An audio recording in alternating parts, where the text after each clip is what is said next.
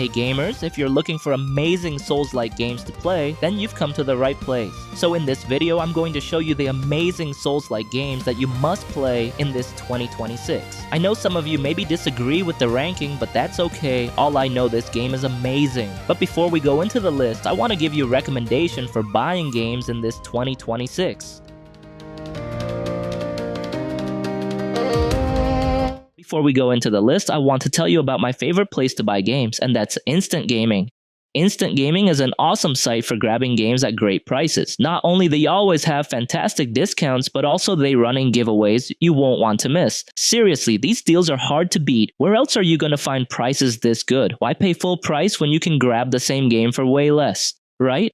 Yeah, you can shop for games on all kinds of platforms, like PC, PS5, Xbox, and a Nintendo Switch. There are also numerous convenient products to enhance your gaming experience, such as subscriptions, gift cards, and many more. No worries, it's 100% legit, fast, and super easy to use, and their support team is available 24/7. So what are you waiting for? Go check out your favorite games by using the link in the description below and start saving your cash with Instant Gaming. And by using my link, you're not just getting awesome deals, but also supporting this channel. Alright then, let's get back into the list.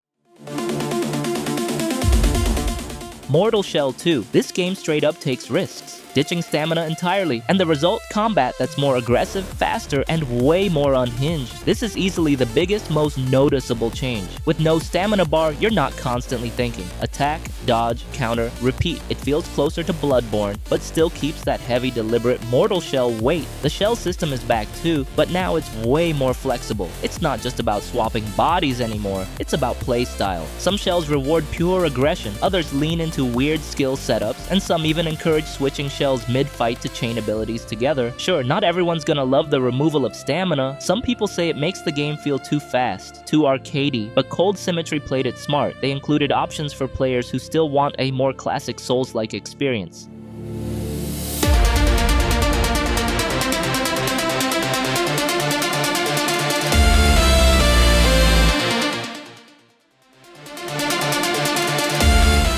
Stranger of Paradise is basically classic Final Fantasy, but flipped into an action-heavy looter where your strength comes from gear numbers instead of endless RPG stat menus. It's familiar, but way more aggressive and modern in how it plays. Combat is easily the highlight. It feels like a mashup of Final Fantasy VII Remake and Souls-like intensity, where every enemy can mess you up if you're not paying attention. The Soul Shield system is the real MVP. It works like a parry, encouraging constant pressure, smart timing, and quick reactions. The iconic job system also returns, but it's redesigned for fast-paced action. You can play as jobs like Swordsman, Mage, or Ronin, equip two at once and swap between them mid-fight. That flexibility, combined with job affinities, lets you tailor builds around raw damage, enemy break potential, or magic-heavy playstyles.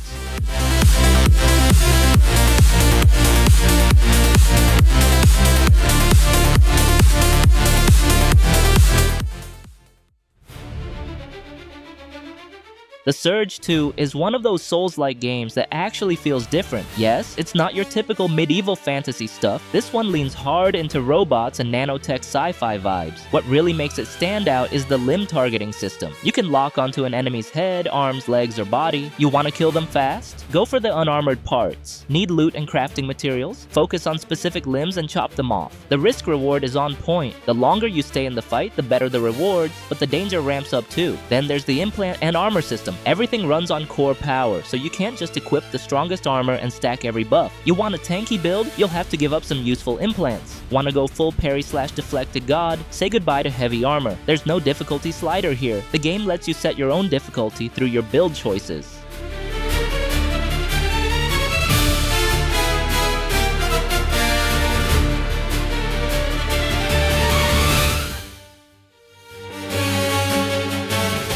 Another Crab's Treasure is a Souls-like with SpongeBob SquarePants energy. The whole game takes place underwater, and yeah, it straight up feels like Bikini Bikini Bottom if Bikini Bottom was hostile and wanted you dead. And you play as Krill, a hermit crab whose home shell gets confiscated by a loan shark. And from there, your journey begins as you try to get your shell back while surviving a brutal, monster-filled ocean world. What really makes this game stand out is its shell system. Every shell comes with its own unique skill, and each one can completely change your play style when taking down enemies. The catch? Shells don't last forever, they will break. That means you're constantly adapting, swapping shells in the middle of intense fights and thinking on your feet. Not only that, the skill tree and different umami abilities let your playstyle keep evolving, and of course, it all peaks during boss fights. Dying over and over, learning attack patterns, and finally pulling off that win.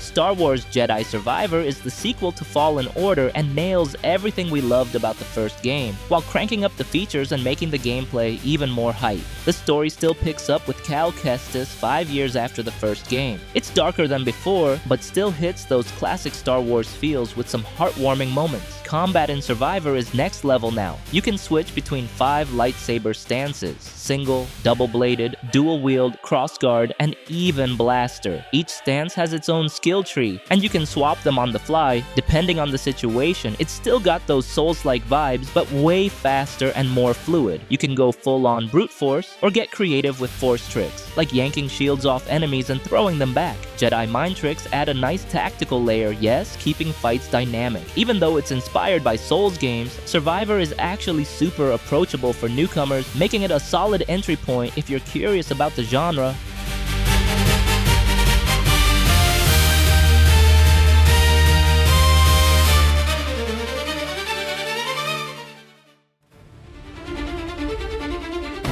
If you're looking for an anime-styled Souls-like, AI Limit is absolutely one you should be playing. When it comes to combat, the game delivers a full package. You've got a perfect parry that can stun enemies, shields that absorb damage and let you clap back with a counter, and magic that ranges from flashy lasers to lightning strikes. Weapon variety is solid too, from big, heavy hitters to fast dual daggers. On top of that, character builds are flexible thanks to the frame system, letting you tailor your playstyle however you want. The unique mechanics here is the mud system. Stamina, shield, and magic all share the same resource, so you can't just sit back and spam spells from a distance. You're pushed to jump into melee to keep the combat flow going. Add to that the fact you can't equip a parry and a shield at the same time, and the game really forces you to commit to your playstyle. The result is combat that feels active, aggressive, and never passive.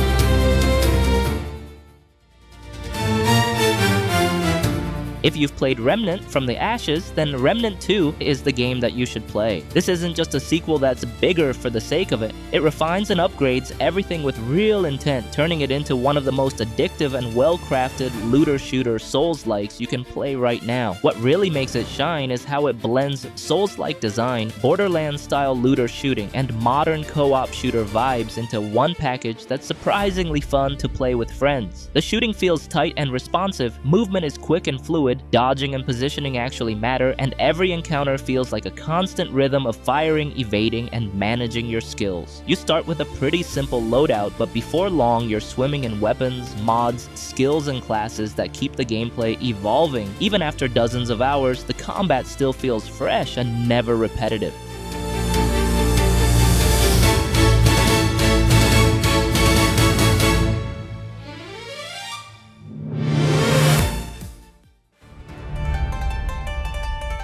Where Winds Meet is a massive open-world action RPG set in ancient Chinese wuxia fantasy. This isn't just a regular RPG, it's a blend of Souls-like combat, MMO sandbox elements, and wuxia-style fantasy all rolled into one package. The combat feels like a mix of Sekiro-light and modern action RPGs. There's a lot of parrying, a lot of weapon clashes, but with much more forgiving timing. There's even a parry assist option, so you still get that epic duel feeling without needing frame-perfect precision. What really makes it feel good is how stamina is mostly tied to exploration, not combat. You can dodge, attack, and use skills aggressively without constantly waiting for a stamina bar to refill. It feels way freer and more aggressive than most action RPGs out there. And the best part? The game is free to play, so you can download it and jump in whenever you want, no strings attached.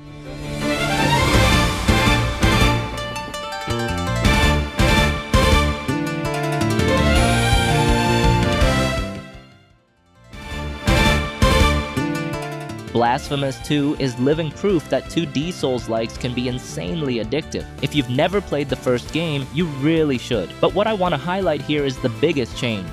The weapon system. This time, you're not stuck with just one sword. You get 3 main weapons, each with its own distinct play style. These weapons aren't just about damage numbers. They completely change how you move, explore the world, and even solve puzzles. Instant weapon switching keeps the gameplay fast and fluid while still maintaining that classic Souls-like tactical feel. Story-wise, Blasphemous 2 stays true to its cryptic, symbol-heavy storytelling. The tale of the Penitent One and the Miracle is delivered through minimal dialogue, environmental storytelling, and item descriptions. It might feel confusing for some players, but for Souls-like fans, this is exactly where the magic is.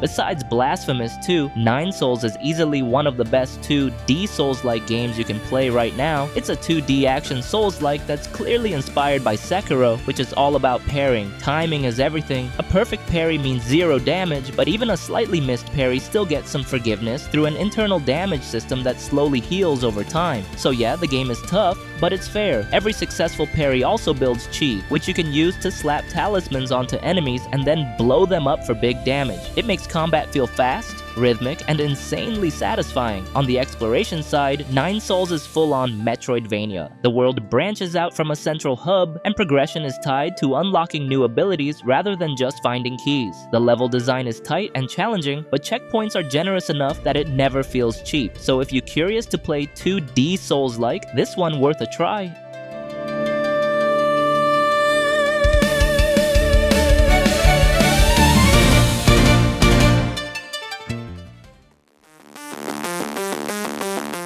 Code Vein 2 is a new Souls-like game that strikes a solid balance between Souls-like challenge and JRPG style. The post-apocalyptic setting with revenants, horrors, and time travel elements gives the story strong classic JRPG vibes, focusing on fate, sacrifice, and the bonds between characters. In here, you're always accompanied by an NPC partner who can pull aggro, attack enemies, and even save you when you're about to go down. Because of that, the usual Souls-like pressure is way lighter. That said, this isn't an AFK game. Bosses are still aggressive and have gap-closing attacks that force you to stay involved. The blood code system works like flexible classes. You can switch playstyles freely without being locked to certain weapons. Blood codes act like classes, but they don't lock you into specific weapons. And once you start mastering blood codes, you can mix and match passive bonuses, opening up a ton of build variety.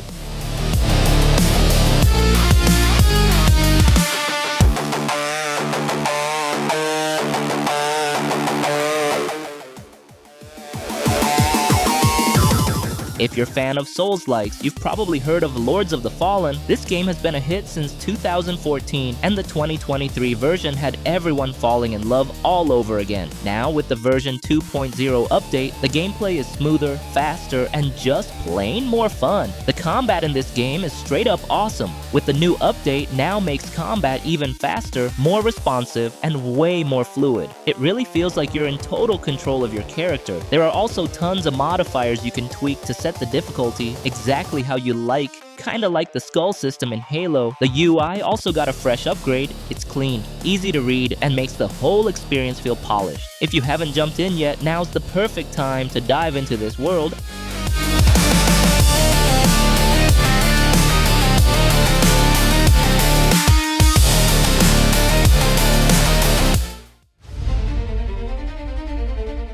Wulong Fallen Dynasty is not as deep as Nioh, not as brutal as Sekiro, but still a damn fun Souls-like action RPG set during the chaotic collapse of the Han Dynasty. Wulong leans heavily on the Three Kingdoms era, an iconic period in Chinese history. The combat like a mix of Sekiro's fast-paced action with Nioh-style builds and loot. Everything revolves around the spirit system, which basically acts as both stamina and mana. Every attack, deflect, spell, and skill pulls from that same resource, so managing it is key. The morale system is a clever addition. Exploring levels and planting battle flags increases your morale, making you stronger and unlocking spells. There are also companions that can help you, but honestly, their AEI is more useful as brief distractions than actual game changers. And co-op and PvP are still here, similar to Nioh, and they definitely add extra replay value if you're into playing with others.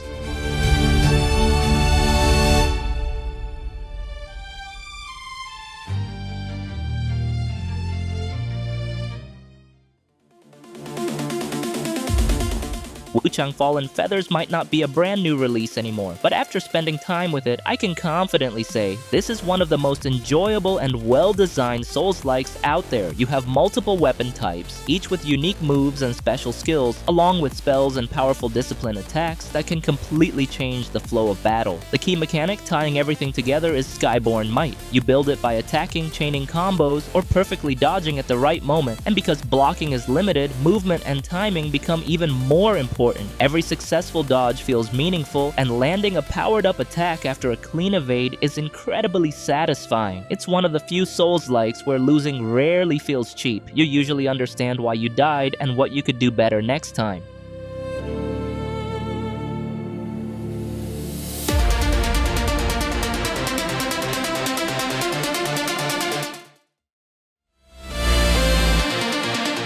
Black Myth Wukong is not your typical Souls-like. Game science calls it an action RPG, and honestly, that's fair. But what it really is, you see, it's basically a non-stop boss gauntlet with some light walking in between. Yup, that's kind of amazing. The fights are insane. You play as the Destined One, a monkey warrior, and the combat is fast, fluid, and amazing. And the boss fights are the real stars here. From giant electrified toads to part man, part fish lake warriors, every fight is brutal. Yeah, between these epic battles, the levels can feel a bit meandering, and occasionally you'll die, but there's always hidden loot, collectibles, and secrets to make the grind worth it. Now, is this a Souls-like? Kinda. Don't expect the same death penalties or parry-focused combat as Dark Souls, but the game is still punishing precise and rewards careful play.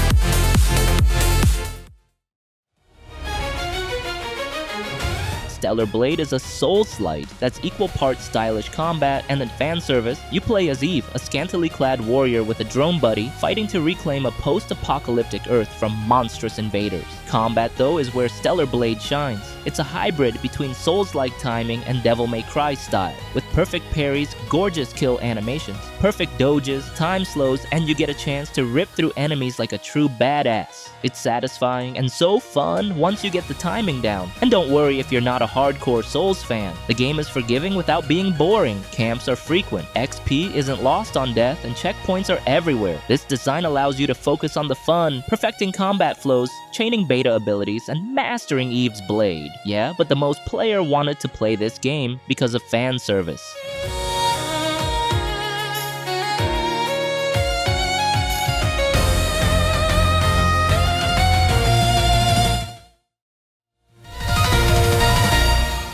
The first Berserker Khazan is amazing Souls-like, where you play as Khazan, legendary general of the Pel Lost Empire. You are basically a war hero, loyal as fuck, until the Emperor betrays him and that accuses him of treason, sentenced to death. Luckily, Khazan makes a pact with a spirit of the underworld, gaining crazy powers to revenge. The combat may be like Nioh 2 meets Stellar Blade with a touch of Sekiro. Dodging, parrying, and countering isn't just fun, it's an art form. The game gives you brink guard and brink dodge mechanics that reward skill, punish panic, and make every fight feel like a mini-boss of its own. And yup, boss battles in Khazan are where the game becomes legendary. 16 main bosses, each with unique mechanics and interactions with the arena, push you to your limits. The best part? The game scales challenges dynamically, mess up, and bosses hit harder. Also, you get 70 plus weapons, but only 3 play styles. Dual wield spear and greatsword. Each weapon takes hours to master, and the fights demand your full brain power.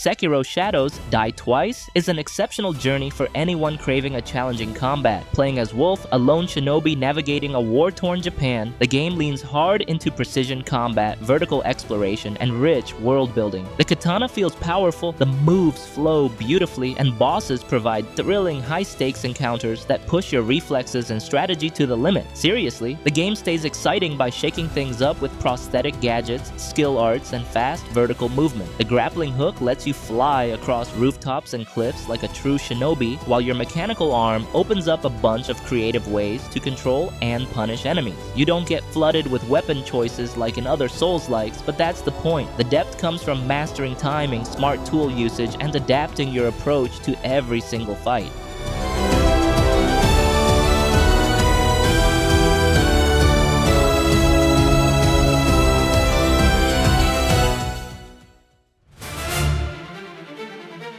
Lies of P isn't just a Souls-like, it's a Souls-like with a soul. If you love tight combat, clever RPG mechanics, and stories that actually hit you in the feels, this is a must-play. In here, you play as Pinocchio, yeah, the puppet, and the city of Krat is falling apart thanks to this puppet frenzy disease. The combat is most satisfying, weapons feel heavy, satisfyingly brutal, and you can fully customize them. Mix blades and handles for your perfect build. And the Legion arm? It's basically a Swiss Army knife for killing bad guys. Shoot wires, throw mines, explode shields, you name it. Every fight feels weighty and fun, but for the story, every choice matters. Lie, tell the truth, act selflessly, it all changes you. P grows hair, the Legion arm twitches, even a cat reacts to your humanity.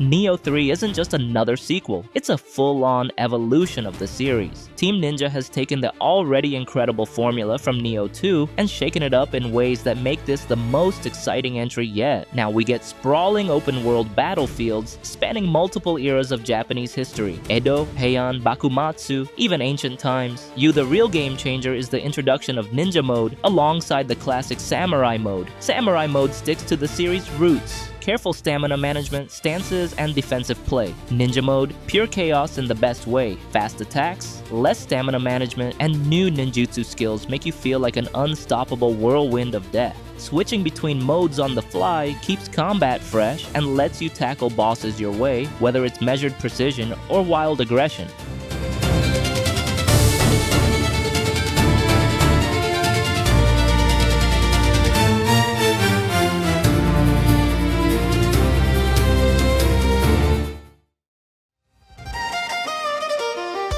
And that's it for today. Those were the amazing Souls-like games to play 2026. Got a hidden gem I didn't mention? Let me know in the comments below. And if you enjoyed this video or discovered a new title to add to your collection, feel free to like, subscribe, and turn on notifications so you'll never miss future content. Once again, if you want to buy games with cheap price, the link in the description, okay? So thank you for watching and see you in the next video.